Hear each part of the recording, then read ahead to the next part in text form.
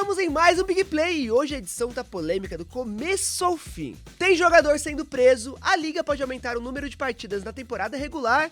Vou te contar aqui quem que eu acho gente boa ou não de ter conhecido pessoalmente entre jogadores e muito mais. Então fica aqui, deixa o seu like e bora pra vinheta.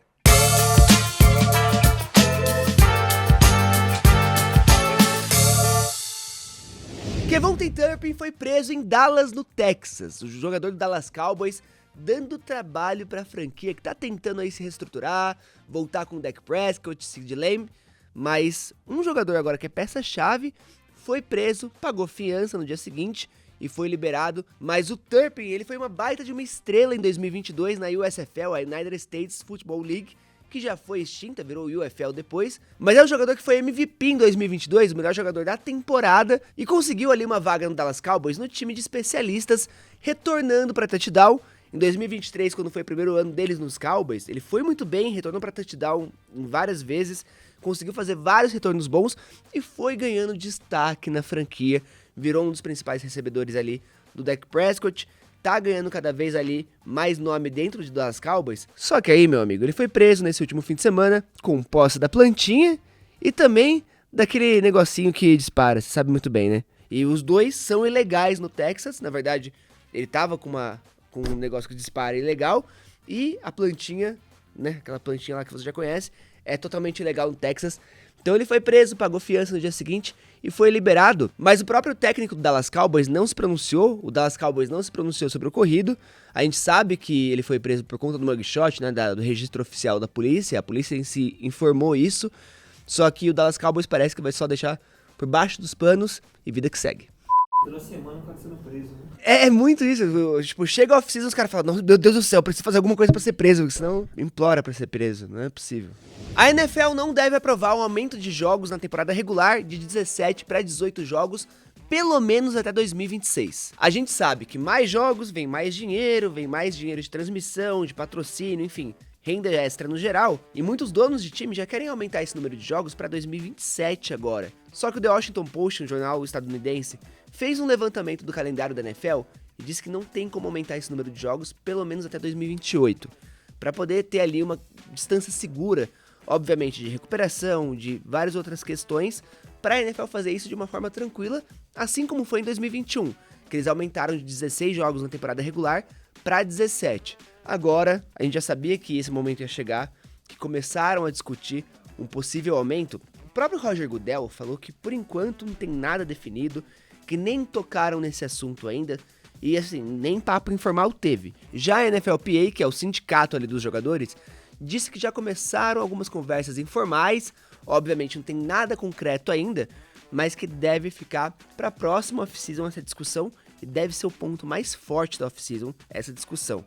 Se for aprovado, meu amigo, tem várias questões para a gente poder colocar na balança. Quando aumentou de 16 para 17 jogos, os jogadores passaram a ganhar uma fatia maior da renda que vem da NFL, então eles acabam ganhando um pouquinho mais de dinheiro, eles conseguem mais tempo de contrato com patrocinadores no geral, e os times também ganham ali muito mais em acordos de transmissão, em patrocínio. Então, um jogo a mais na NFL é uma coisa que rola ali papo de milhões e milhões de dólares a mais para a liga, a mais para os times. Então, pensando no ponto de vista do capital, pô, isso é bom demais. E até pra gente que é fã, que é torcedor, acompanhar um jogo a mais de temporada regular é demais, cara. Eu particularmente gosto muito de ter ali uma semana extra de futebol americano, de NFL. A gente teria um impacto lá, enfim, em 2027 ou 2028, dependendo de quando aprovarem, na questão do Super Bowl, que ele tá ficando cada vez mais tardio.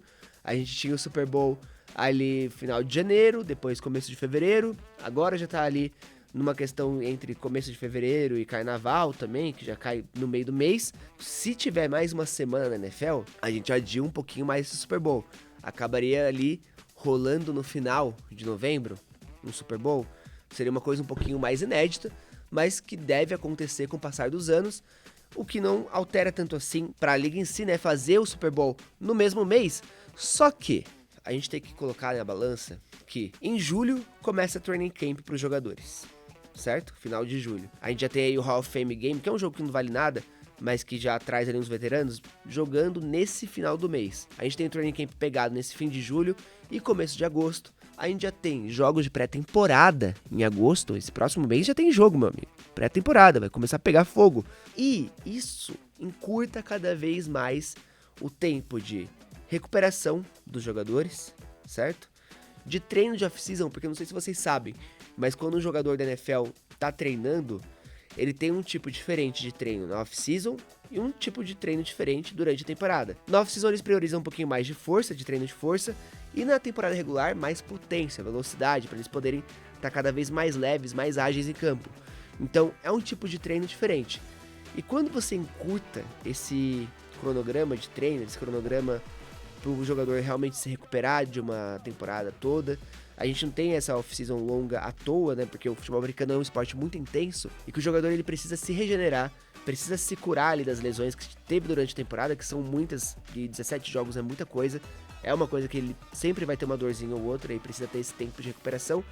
E aumentar um jogo, né, numa temporada regular, significa diminuir esse espaço de tempo, porque o Super Bowl, enfim, e a off-season vai ficar um pouquinho mais curta. Então, a NFLPA vai precisar cuidar e muito para ver até que ponto vale o dinheiro que vai entrar para os jogadores e esse tempo de recuperação de uma forma saudável para eles. Então, isso é uma coisa que a gente vai precisar ficar ligado. No fim das contas, a NFL vai acabar aumentando um jogo quando eles quiserem aumentar um jogo, mas tomara que isso seja feito de maneira segura. Donald Trump disse que não teria mudado o nome do Commanders para Commanders. Vamos recapitular uma história aqui. A gente tinha antigamente o Washington Redskins, que é um time super tradicional da NFL, já ganhou muita coisa na liga, é um dos grandes, realmente mais tradicionais da liga, só que a gente tinha aquele logo que era super tradicional e super marcante, até mesmo em marca de roupa, quando a gente vê ali o pessoal andando com o boné dos Raiders, tem também muito boné do antigo Washington Redskins, porque era um logo bonito, só que pegava ali numa questão muito importante. Eles mudaram o logo e o nome do time em 2021, porque o nome do time antigo se referia aos índios nativo-americanos de pele vermelha, por isso Redskins. E isso era muito visto como uma maneira preconceituosa de chamar os nativo-americanos daquela forma. E o time, enfim, a torcida como um todo, não como um todo, mas como uma boa parte da torcida e até mesmo da NFL, fez uma pressão para que houvesse uma mudança de nome e que eles tirassem isso para que não ferisse nenhuma minoria. E eles mudaram em 2021 para Washington Football Team e depois, em 2022, começaram a era de Washington Commanders. Teve até uma votação popular dos nomes. Eu particularmente não gosto muito de Commanders, acho que dava para ser outras coisas, tipo, tinha uma opção de, sei lá, Washington Presidents, que eram umas navinhas assim, tipo, super legal de jato, de caça, faria super sentido com Washington em si. Só que The Commanders ficou desse jeito. Não acho que é um nome tão imponente assim. Eu acredito que eles devem mudar nos próximos anos. Fica aí minha bold prediction. Só que o Donald Trump trazer essa declaração um pouquinho polêmica não me surpreende. Eu não vou comentar também muito sobre essa declaração, porque eu não quero ter meu visto cancelado, né? Tamo tranquilo. Queremos ir pro Super Bowl ainda, mas vamos combinar que ele não precisava dar uma declaração dessa de uma coisa que já estava resolvida, né? Falando em tretas, discussões, o Maxx Crosby, defensor dos Raiders, que renovou o contrato, disse ali em uma entrevista que toda vez que ele pisa em campo contra os Chiefs, ele quer basicamente cancelar o CPF de Patrick Mahomes. É isso mesmo que você ouviu. Tudo bem, o defensor quando ele entra em campo, ele realmente vai pra poder quebrar todo mundo que tá na frente, ainda mais o Maxx Crosby, que é gigantesco, que joga muito futebol americano. Só que uma declaração dessa põe uma pimentinha ali ainda maior numa rivalidade que virou quase que uma paternidade nos últimos anos, né? A gente teve poucos jogos recentes em que o Raiders conseguiu vencer os Chiefs. Teve um, inclusive, que o Mahomes jogou muito mal, sofreu interceptação. Mas, tirando isso, cara, os Chiefs, eles conseguem amassar esse rival de divisão, assim, de uma forma tranquila. Vem fazendo isso de uma forma muito boa. E, assim, tipo, nada melhor do que responder hate com um resultado, né? E o Patrick Mahomes vem fazendo isso cada vez mais. Vale lembrar que na temporada, 2 temporadas atrás, teve a série Quarterback, que mostrou o Patrick Mahomes e mostrou essa rivalidade de campo do Maxx Crosby com ele, que era um negócio assim que saia faísca, cara. Eu, pelo menos, não lembro de ter visto um quarterback e um defensor se odiarem tanto em campo. E o Patrick Mahomes, ele responde também. Ele não é tão santo. Ele instiga aquilo, faz uma jogada, zoa o Maxx Crosby. E aí, obviamente, que o cara vai ficar bravo e vai querer cancelar o CPF dele em campo, né? Mas calma lá, né? Tem limites. E quem não sabe se vai poder brigar em campo nessa próxima temporada é o wide receiver Chase Claypool. Ele que foi draftado em 2020 pelos Steelers, é um bom wide receiver, teve algumas falhas importantes que fizeram com que ele fosse pro Bills, né, na temporada passada. Só que nos Bills, na temporada passada, ele se lesionou, ficou fora ali um bom tempo e foi dispensado. Agora ele é um free agent, não tem time e acredito que deve ter batido um desespero, porque ele deu uma entrevista falando que ele tá ali completamente em forma, tá mandando muito bem, tá treinando no off-season. Uma coisa que, né, é o mínimo pra quem quer continuar na NFL. Só que ele dá uma declaração dessa, eu senti um pouquinho de desespero pra que alguém pegue ele logo, pra ele poder ter onde jogar nessa próxima temporada. E detalhe, não fica surpreso se ele não encontrar nenhum time pro training camp, tá? É um wide receiver que, por mais que ele seja bom, não é um cara que vale, assim, né, muita coisa hoje em dia em campo, pelo que ele já apresentou. E também, meu amigo, porque ele traz ali uma polêmicazinha ou outra, uma discussãozinha ou outra. Pro time vale a pena? Então eu não me surpreenderia se ele só voltasse pra NFL ali depois de 3, 4 jogos da liga. Mais de 70% dos jogadores da NFL ficam falidos, quebrados de grana, até 3 anos depois de se aposentarem na liga. É um levantamento da Nielsen que é importante demais para mostrar a responsabilidade financeira que os jogadores têm que ter, até porque a média de um jogador da NFL, de carreira, é de um pouquinho mais de 3 anos, né? Entre 3 a 4 anos. Obviamente que a gente vê os caras ficando 20 anos na liga, 15 anos na liga, só que essas são as exceções. Não é tão fácil assim ficar e ser uma estrela da NFL, porque assim, é basicamente um nicho do nicho do nicho, que é a galera que consegue se manter por tanto tempo assim. E cara, uma declaração interessante que trouxe esse debate à tona de novo foi que Rob Gronkowski disse que nunca gastou ali $1 do que ele recebeu na NFL. Você tem noção? O cara, ele tem ali mais de 70 milhões de dólares em questão de contrato, do que ele ganhou da NFL, e nunca tocou nesse dinheiro. Por quê? Ele deu uma aula ali durante um podcast. Primeiro que ele falou que ele viveu bastante do que ele ganhou de publicidade, não foi pouca coisa. Ele sempre fez muita publicidade por ser carismático, por ser um baita de jogador, pra mim o melhor da história na posição. E aí, cara, ele disse que deixou muito dinheiro dele rendendo em juros e ganhava ali um juros, obviamente, altíssimo com os contratos dele. Então é muito difícil dele ter esse problema de falir depois de se aposentar na liga, porque ele já se aposentou há um tempo, mas disse que ainda não encostou nesse dinheiro de mais de 70 milhões de dólares, tá ali tranquilinho. Mas o Gronk deu uma aula de economia e mostrou como que um jogador da NFL precisa se portar, porque ele disse que quando ele era novato, ele não se importou em ficar comprando joia, em ficar comprando carro de luxo. Ele disse que morava com um colega de quarto, na época do começo ali dos Patriots, durante uns bons anos, e aí sempre soube economizar bastante, obviamente comprou uma casa ou outra, mas sempre com esse dinheiro de juros. Então que fica a aula aí pra galera novata que tá entrando na NFL e que às vezes sai comprando correntona de diamante, super cara, às vezes nem tenha esse valor todo pra poder pagar, inclusive se for de segunda rodada, porque o Gronk ele foi uma escolha de segunda rodada, tá? Ele ganhou ali um primeiro contrato só de 4 milhões de dólares e ele mesmo disse que não sabia se ele ia conseguir um novo contrato ou não sabia se ele ia conseguir vingar ou não na liga. Obviamente a gente já sabe que ele vingou, mas é um pensamento muito coerente de um jogador da NFL e a gente vê ainda hoje vários casos de jogadores aposentados estão passando por muitas dificuldades. Então, fica aí a aula. Pra você que chegou até aqui nesse vídeo, vou te pedir um favorzinho, tá? Chega aqui no like, dá o seu like, que ajuda muito a entregar esse vídeo pra mais pessoas. Esse projeto do Big Play que tá chegando quase na 10ª edição. E, obviamente, se inscreve no canal do Endzone Brasil, ativa o sininho pra saber sempre quando sair vídeo novo. E tá saindo vídeo novo toda semana, meu amigo. E, obviamente, não deixa de comentar aqui o que você tá achando, principalmente sobre esse próximo quadro, tá? Eu vou trazer agora pra vocês jogadores da NFL que comemorariam um touchdown ou dariam um tackle baseado nas experiências que eu tive em Super Bowl. Ou seja, esse cara é brabo, gente boa ou não. E eu vou trazer esse quadro aqui, eu quero que vocês comentem o que acharam de cada um, fechou? Então só pra explicar, a produção separou aqui alguns nomes, mas eu tenho 2 aqui pra vocês, então vamos lá. Tipo, vai, Josh Jacobs. Cara legal, comemoraria touchdown junto ali, bati uma bola com ele, petequei uma bola de futebol com ele, tratou geral bem, então eu faria um TD com ele, beleza?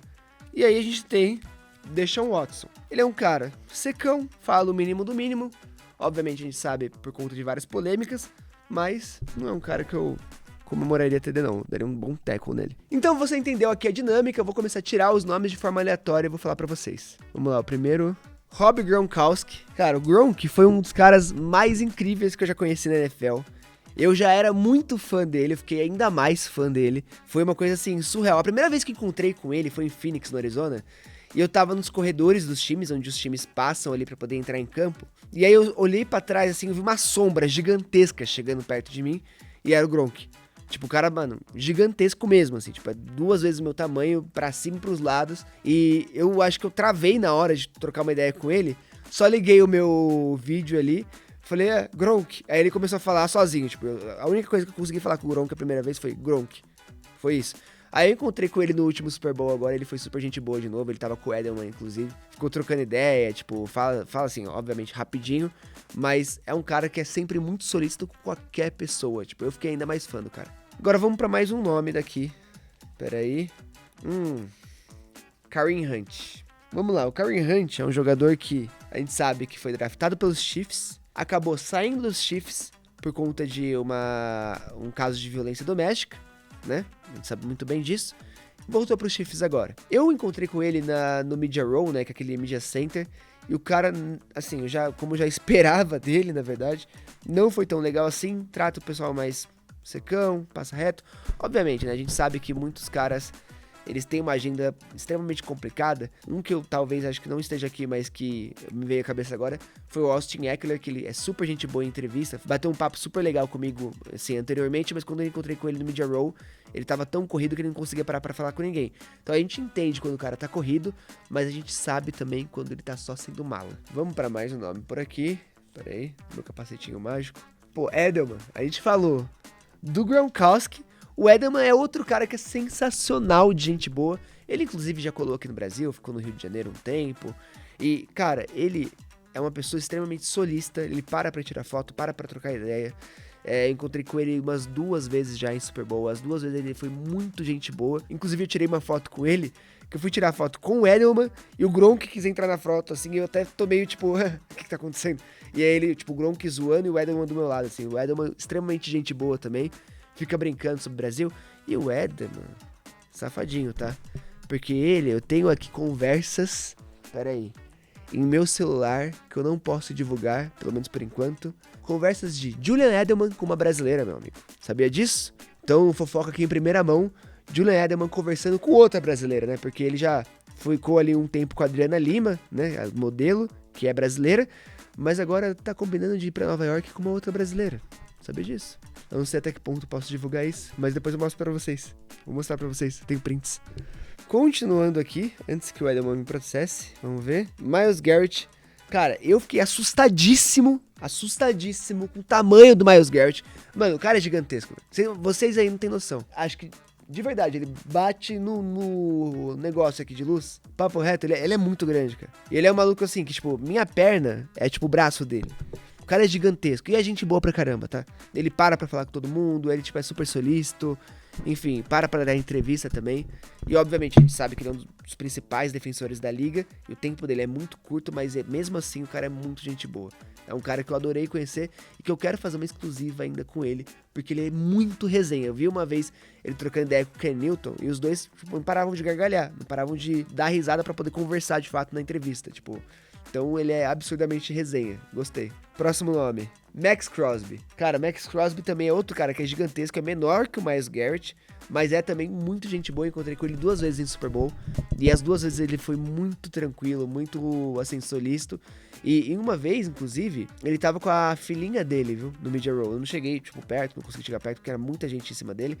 Mas ele é um cara, assim, que é, tipo, um baita de um pai, um baita de um marido, um baita de um jogador, um baita de uma pessoa. Então ele é um cara que eu sou muito fã e depois que conheci ele, fiquei mais fã ainda. Tô esquecendo de falar se eu comemoraria o touchdown ou se eu daria o tackle, né? Mas enfim, vocês estão entendendo. Próximo nome na lista. Cara, esse aqui é meu favorito, tá? Aaron Jones. Por quê? Não é porque ele era um West-Packer, né? E obviamente que isso conta também, ele ser um West-Packer, porque já deixa uma aura no jogador, né? Quando ele passa pelo maior time da liga. Mas o Aaron Jones, contando aqui uma história curta pra vocês, ele foi minha primeira entrevista exclusiva de jogador da NFL, e ele foi muito gente boa na entrevista exclusiva. E aí eu encontrei com ele no Super Bowl de Phoenix, eu falei quem que eu era, enfim, tipo, eu tinha entrevistado ele. Ele falou, legal, eu lembro da entrevista, tipo, e a gente trocou uma ideia, fez a entrevista rapidinho, tirou uma foto e tal. E aí, encontrei com ele em Las Vegas, bem rápido. Fiz uma entrevista com ele foi super gente boa, tipo, as 2 vezes. E assim, a primeira vez que eu encontrei com ele, que a gente ficou falando sobre essa primeira entrevista, eu falei sobre a entrevista, tirei a foto, troquei ideia. E aí ele ficou parado assim do meu lado. Eu falei, deve estar esperando alguém. E aí ele começou a puxar assunto, tipo, do nada, assim. Tava ele e o agente dele, assim. E o cara trocando uma ideia, assim, como se ele não fosse uma baita de uma estrela da NFL, tipo, tivesse todo o tempo do mundo ali. Ficou ele trocando ideia, eu fiquei, mano, trocando ideia com ele e foi isso, assim, sabe? Tipo, então, pensa um cara que é fã, que a gente tenta separar o lado jornalista, criador de conteúdo, do cara fã pra poder fazer muita coisa. Mas quando você gosta muito de um jogador já, e eu gosto muito do Aaron Jones, e ver uma situação dessa, e ver que o cara é extremamente gente boa, tipo, você fala, cara, que é isso, né? E aí, eu encontrei com ele agora no último Super Bowl, em fevereiro agora, que foi no de Nova Orleans, e aí ele virou pra mim e falou, moleque do Brasil. Aí, obviamente, eu tava gravando, vou soltar essa entrevista aí em breve no Instagram, e aí eu fiquei, chocado na hora, troquei ideia com ele lembrou disso, deu uma zoada assim, ainda falou, foi a primeira entrevista, eu falei pra ele, né, que foi a primeira entrevista exclusiva que eu fiz com um jogador da NFL, ele foi, chamou a gente dele, ficou brincando sobre isso e tal, e o cara é sempre muito gente boa, cara, sempre muito gente boa, e assim, o agente dele falou que ele tava com a agenda lotada de coisa, porque ele é um cara muito solicitado, lotada de coisa, e tinha uma fila extra de gente pra falar com ele, e ele ainda assim tratando todo mundo muito bem, trocando ideia com todo mundo, fazendo questão de estar falando com todo mundo. Obviamente que a gente sabe que é importante o relacionamento de imprensa com o jogador, só que muito cara não entende isso, muito jogador acaba não ligando pra isso. Marshall Lynch, por exemplo, é um que a gente sabe muito bem que nunca se lidou muito bem com a imprensa.